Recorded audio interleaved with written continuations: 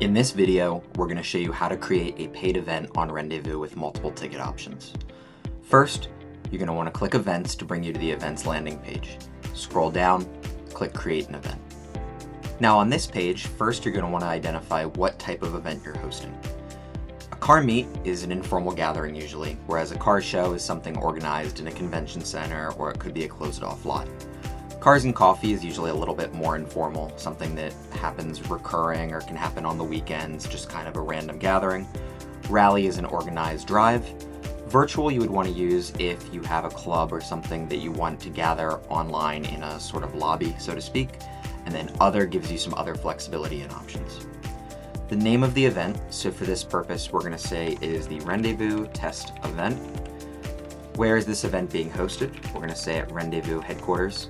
That's going to be 123 West Church Road, Sterling, Virginia. You have the option if you wanted to manually edit your location, you could change the city. So if we didn't want it in Sterling, we could change it to whatever we wanted to, but for the demonstration, we're going to keep Sterling.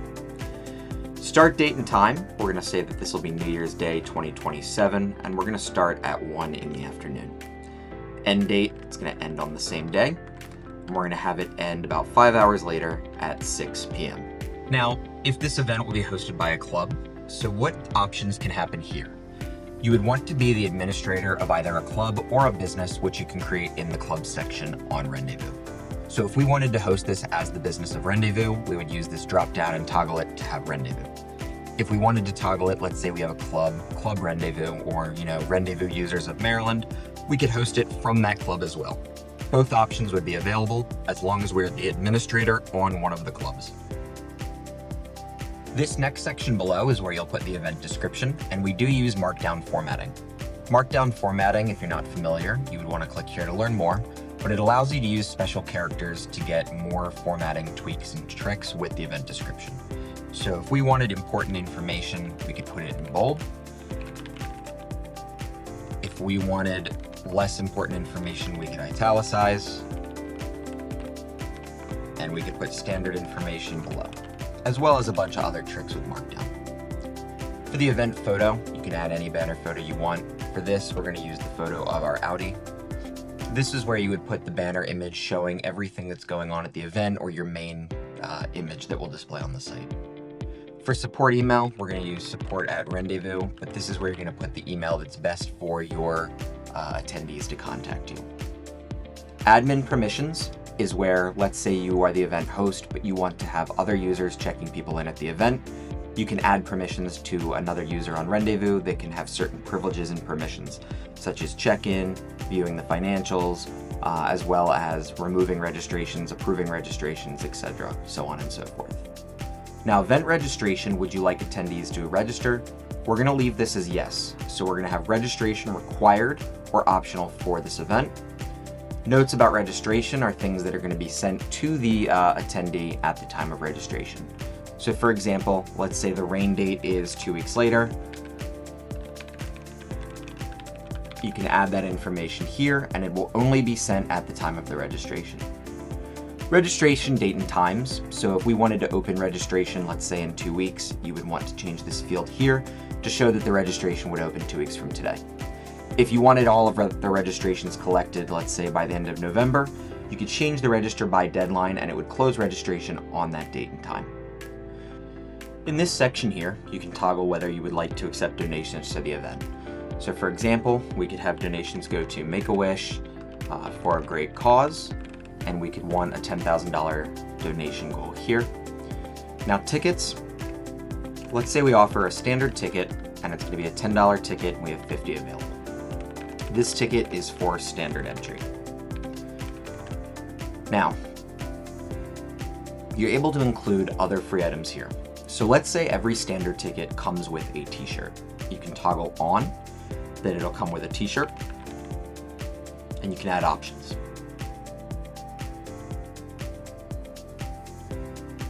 For example, let's do a small, we'll have 10 small shirts, and we'll have 10 large shirts available. So you can do different varieties here, wristbands, parking areas, shirt sizes, etc. Now ticket limits, we're going to restrict this to 2 per person at a time. Are attendees required to have another ticket? The answer is no. So so you can buy the standard ticket by itself. Are attendees able to link a vehicle to their registration? So this allows whether you want the vehicle to be linked to the registration or not. So for example, if it's an attendee or a spectator, you might want no vehicle linked. But in this case, we want a standard vehicle shown, so we need to be able to link the vehicle.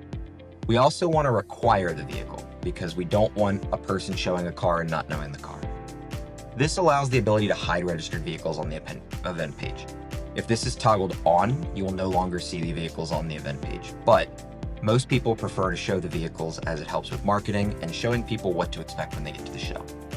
Disabling the ticket allows you to be able to toggle off the ticket later in the run. So if you sell out of standard tickets or decide not to offer it anymore, you can permanently disable the ticket.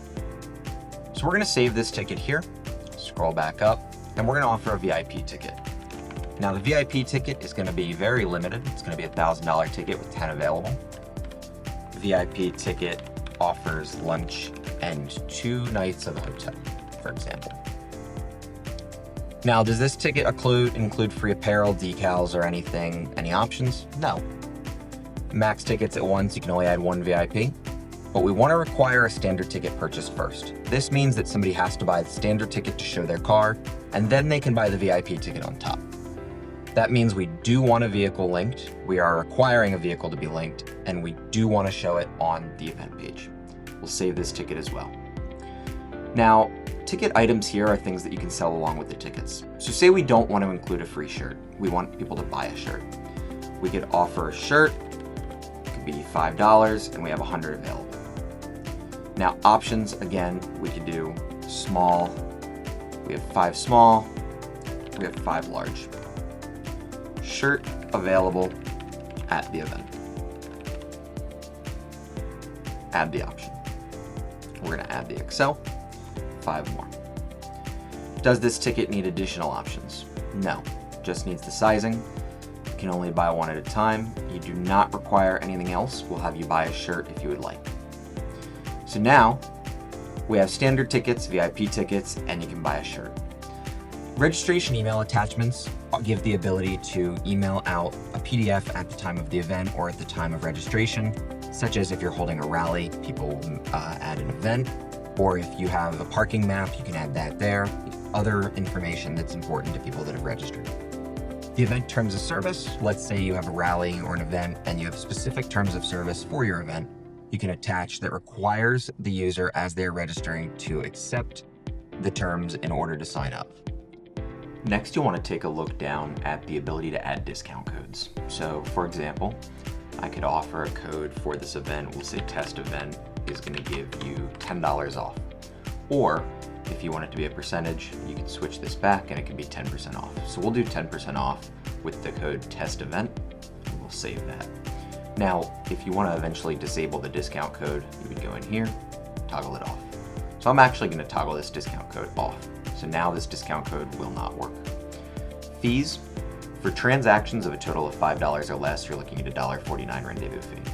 So in this example, if someone's buying a standard ticket for just $10, they would be looking at a $2.50 Renndvous fee. Credit card processing fee is going to be 2.99% plus 30 cents.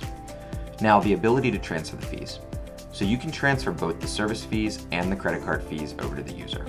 So this is going to require the attendee to pay these fees on top and it wouldn't come out of the ticket price, or you have the ability to keep the credit card fee coming out of your percentage, or you could take the transfer fees out of your percentage, whatever makes the most sense. So for this example, I'm going to have the user pay the service fee, and the host is going to take the 2.99 plus 30 out of the ticket price. Refunds.